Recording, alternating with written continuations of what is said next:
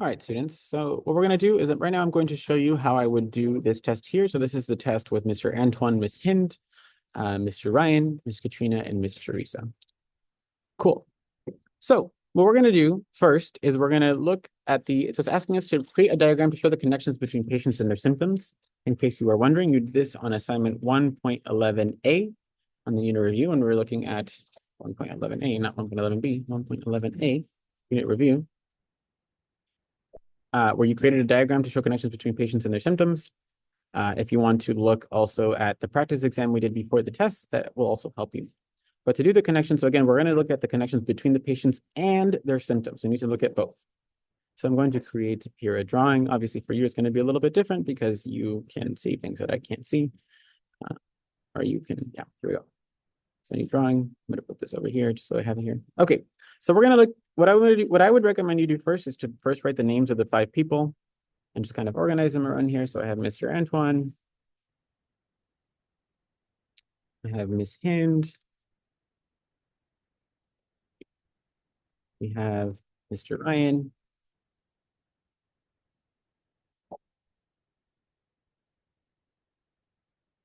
I have Miss Katrina.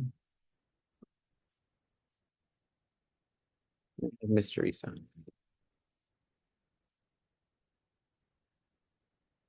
So I want to find the connections between them so that I can kind of see, where it is that the disease may have started and how they might be connected. So let's see. So first, let's look through the symptoms. So here we have, so Mr. Antoine has a headache, Miss Hind has a headache, Mr. Ryan has a headache, and Miss Teresa has a headache. So there's going to be a connection between all of them. I'm going to put a connection between so everybody except for Miss Katrina has this thing. So I'm going to put a connection between all of them. A little bit differently. I'm going to do this to here and this to here. This to here. This to here. So all of them have a headache. So here I'm going to write headache. Again, you have a version of this test in Spanish or in Chinese or in Arabic as well. So you just use that. You can obviously write in any language that you want to. What else? So who has a fever? Let's see. So we have a fever. Mr. Ryan has a fever and Miss Katrina has a fever. Both of them have a fever. So I'm going to draw a connection between them and put fever.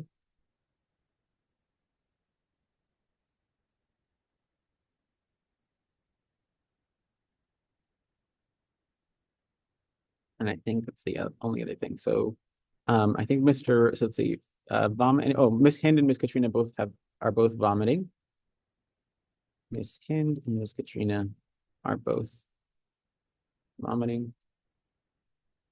So we'll draw a connection between them and put vomit. Because both of them have the symptom of vomiting.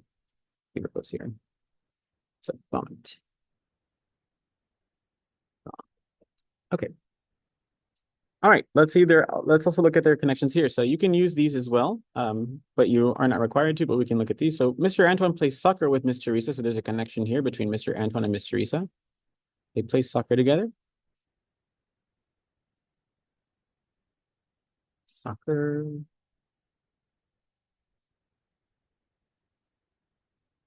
Okay. Let's see. Miss Hind works with Miss Teresa. So let's see. Miss Hind and Miss Teresa, their connection is that they work together. They work together.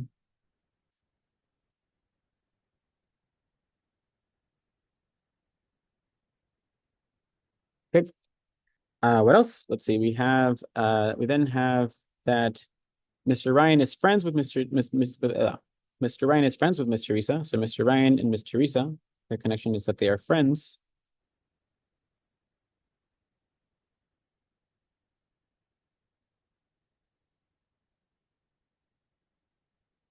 Okay. Then what else? So Miss Katrina is roommates with Miss Hind, so they live together. So I will put a connection between Miss Katrina and Miss Hind. They live together. They are roommates.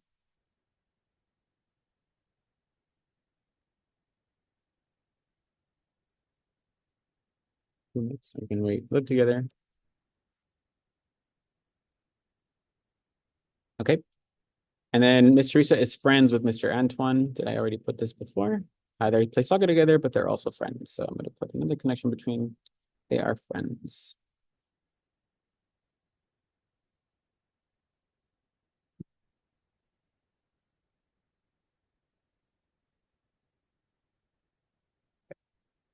They're like friends. Great. And these are all the connections. You can also look at the other, you can look at these pieces too here if you want to, but you really only have to do this part. But as we see, right, there's many connections between them. And that's kind of what we're looking for, is just to see if you can draw out those connections on your paper. Great. Let's go on to the next part. So now it's telling us here, answer the questions by writing in complete sentences, write as much as you can in English. So again, since you have both of them, but anyway. So what is the most common pathogen among our patients? Let's look at the patients. Which one do we see that's the most common? Well, Streptococcus pyogenes, influenza B virus, Neisseria meningitidis, influenza B virus, influenza B virus. So influenza B virus is the most common. Influenza B virus is the most common pathogen among our patients. Or you can also write the most common pathogen among our patients is influenza B virus. Cool. Then it's asking us, what is the purpose of using BLAST? So you actually already wrote this as well. So down here, when we asked you what the purpose of using BLAST is, right, you can also go to 1.4, where you have the information on BLAST. So the purpose of BLAST here, the purpose of BLAST was to identify the pathogen, to find the identity of the pathogen. So here I'm going to write the purpose of using BLAST is to identify, is to find the identity of the pathogen. So we take the DNA sample of a person, we take the DNA sample of that pathogen, we then put it in a computer and we find what the pathogen is based on its DNA. Great. Let's look here. So now we're going to look at two similarities and two differences between two patients. So let's look at this list here. I recommend that you use your connection words. So you may have them in Spanish. You might have the connection words in Chinese. You have your connection words in Arabic.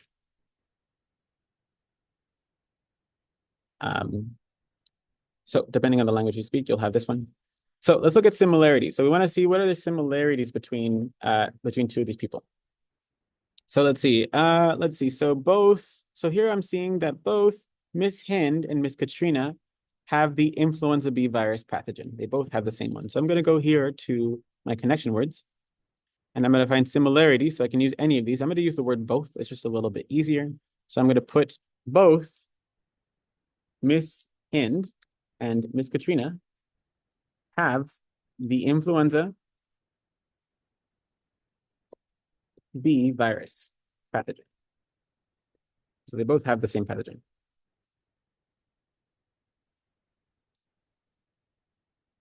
Okay, then let's look at another similarity. So there can be many other ones, right? We can say both Mr. Antoine and Mr. Ryan have a bacteria. Or we can, let's say, so Mr. Ryan or Mr. Antoine is affected by a bacteria. Also, also Mr. Antoine or Mr. Ryan. So Mr. Antoine is affected by a bacteria. Also, Mr. Ryan is affected by a bacteria. Affected. You can also just write both again. You don't have to change it. It's just, if you want to make it a little fancier. Let's see differences now. So what are some differences? Well, Mr. Antoine has Streptococcus pyogenes, whereas Miss Hind has influenza B virus. So I can use that. And I'm going to look now at differences. I can use however, or but, or although, or on the other hand, or while. Any of those are fine. Any of these you can use. So I'll use first the word but. So Mr. Antoine has the pathogen Streptococcus pyogenes, but Miss Hind has the pathogen influenza B virus.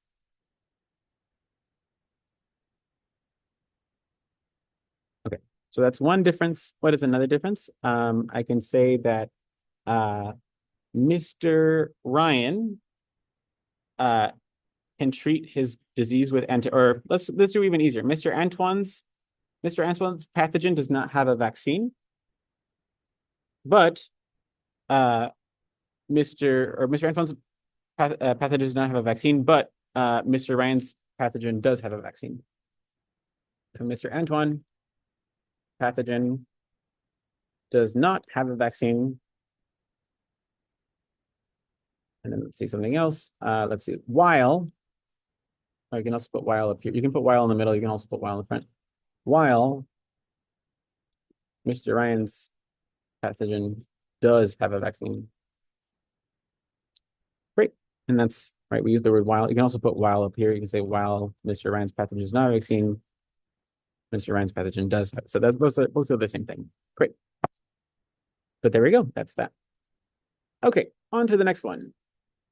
So the next question here is telling us, so in here, right, it tells you to use your science connection words. That's why those are the science connection words. Science connection words. Okay, cool.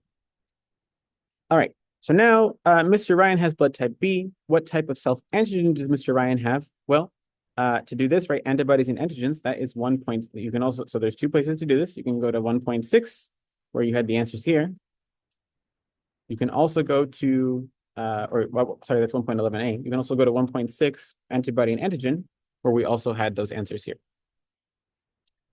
So let's stick to here. All right, so if I have blood type A, I have antigen A, I will form antibody B, and I can receive blood type A and O. So let's see, if Mr. Ryan has blood type B, then blood type B has the self-antigen of antigen B. So I will write here, Mr. Ryan has self-antigen B. You can just write antigen B, that's fine too. Miss Teresa has blood type A. What type of antibodies does Miss Teresa produce? Well, if Miss Teresa has blood type A, then that means going back to here, blood type A, that means that she produces antibody B. So Miss Teresa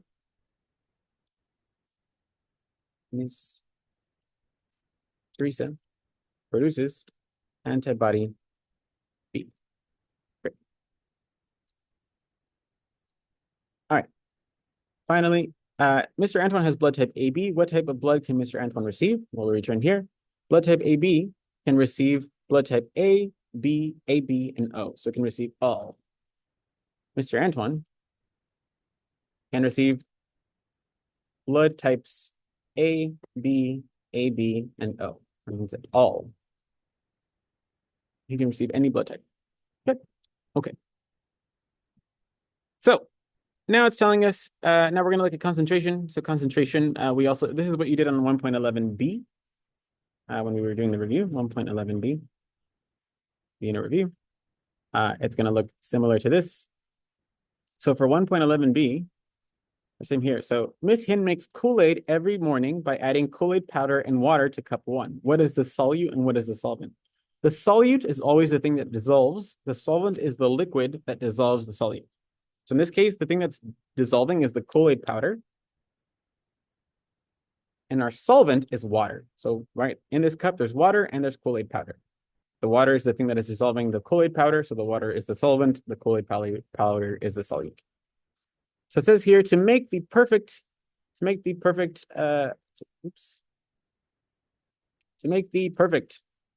drink, Miss Hind adds 30 grams of Kool-Aid powder to 300 milliliters of water. What is the mass, volume, and concentration of her Kool-Aid? Remember to add the units. So the mass, we have 30 grams.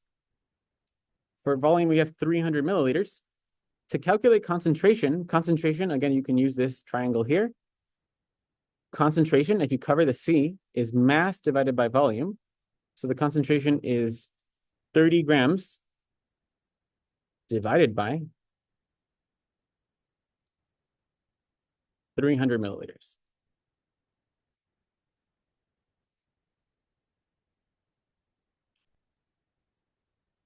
So what is 30 divided by 300? So let's see, 30 divided by 300.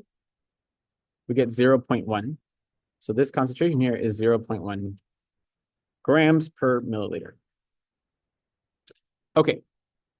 Now it's telling us that Miss Hin takes 100 milliliters of Kool-Aid from cup 1 and puts it in cup 2. What is the mass, volume, and concentration of each cup? So in this case, right, we're taking a liquid from cup 1 and we're putting it into cup 2. It's the same liquid. So if we remember back in 11.1a or 1.11a or 1.11b, how does changing the container of a solution change the concentration? Well, if it's the same liquid, it's the same liquid. It hasn't been, we haven't added any water or added any more sugar. It's the same concentration. So the concentration of both of these things is the same. Both of them have the same concentration. A lot of people get confused and think that the mass is the same. That is not true. The concentration is the same. So the concentration for both of these is the same as the original one was. So both of them are going to have a concentration of 0.1 grams per milliliter. It's going to be the exact same. It will not change. It's the same liquid. It will have the same concentration because it's the same sweetness. Initially, we had 300 milliliters in cup 1, but we took 100 and put it in cup 2. So cup 2 now has 100 milliliters. That means that the first one now has 200 milliliters, right? Because the total is the same. To find the mass of Kool-Aid in each of these, we can use this equation here again. So mass, if I cover M, mass is equal to volume multiplied by concentration. I multiply the two. So volume is 200 milliliters. The concentration is 0.1. So to find the mass, I'm going to multiply 200 by 0.1. So 200 divided by 0.1 gives me 20. So that's going to be 20 right here. 20 grams. So there's 20 grams in this one. There's two ways to do the second one. So you can do the same thing. You can take the volume of 100 and multiply it by the concentration. Also, you can just think, right, total there was 30 grams. And if there's 20 grams here, then the other 10 grams have to be here. But we can also just solve it with math. So let's see, math, the volume is 100, right? Volume times concentration gives us mass. Volume is 100 milliliters times 0.1 grams. So 100 times 0.1 is 10. So here we're going to put that our mass in the second one, the mass of Kool-Aid in the second one is 10 grams. There we go. And that's it. Okay. Now going over to ELISA. So ELISA we did on 1.11c.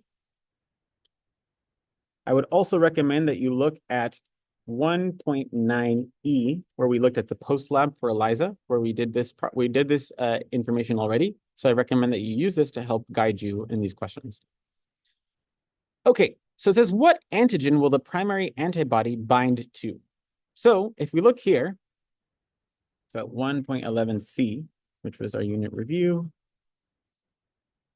1.11c. Unit review. No, it's not it. So 1.11c.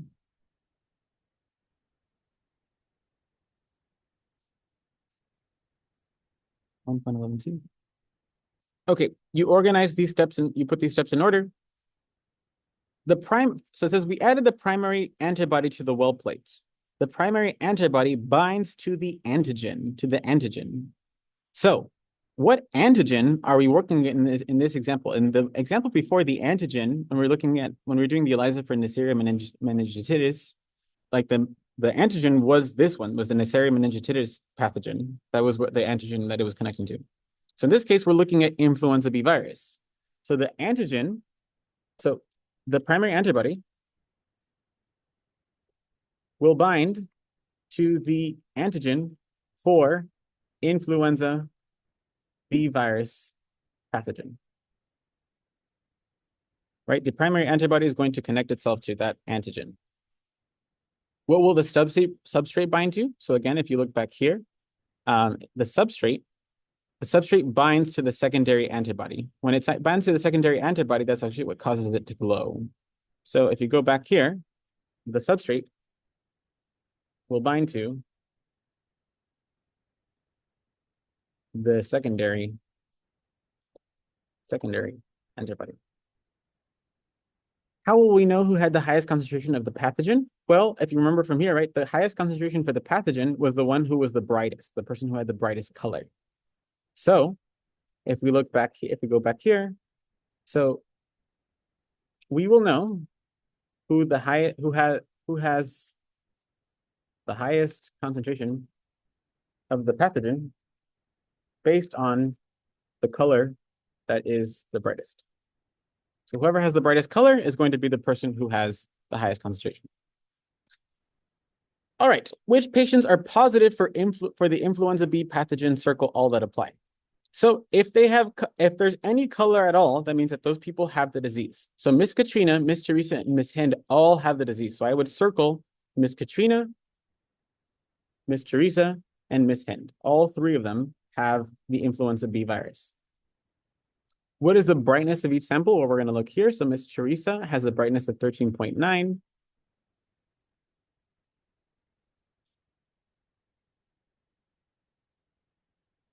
Miss Katrina has a brightness of 38.2.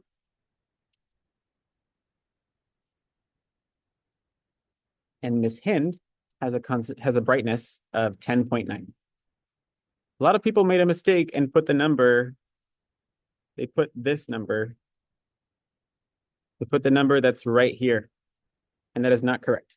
Again, if you look back here, if you look back at 1.9e, go through your answers and whatnot, you'll actually find that the brightness is the number that's right under the person's name. This is just so that you can find out approximately how much there is. But okay, let's keep going. So it's saying which patient sample had the highest concentration for the antigen for the influenza B virus pathogen? How do you know? So whoever had the highest concentration is the one who had the brightest sample. And the brightest sample here is Miss Katrina. So Miss Katrina's sample had the highest concentration of the antigen for the influenza B virus pathogen. I know this because her sample is the brightest, which means that she had the highest amount of the pathogen, the highest concentration of the pathogen. Who do you think patient 0 was for influenza B? So if we look back here, right, patient 0 is the first person to get sick. And we actually said that it was Jill, right? Because Jill had the highest concentration, so she was also patient 0. The person who's patient 0 is the one who has had the disease for the longest. So that means that the pathogen has grown the most inside of them. So I'm going to say Miss Katrina is patient 0 because the concentration of pathogen is the highest. Because her concentration of the pathogen is the highest. The person who is, or patient 0,